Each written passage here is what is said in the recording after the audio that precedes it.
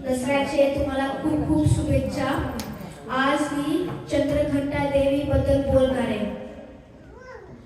चंद्रघंटा देवी हे दुर्गा देवीचे तिसरे रूप आहे। चंद्रघंटा देवीला 10 हात आहेत।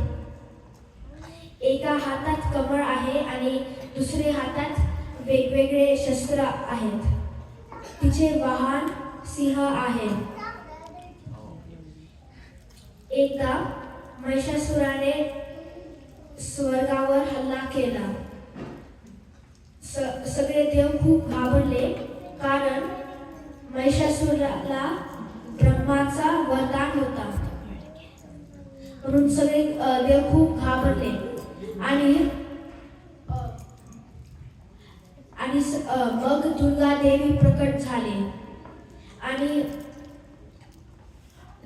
महिषासुराचा वध करायला तिने डोक्यावर अर्धचंद्राचा आकार धारण केला।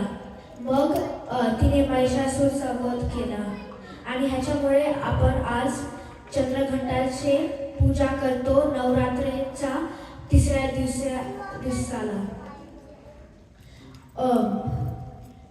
चंद्रघंटा देवी ही शांतीची देवी आहे आणि तिचे कृपाने आपल्या घरात शांत राहते। थँक्यू।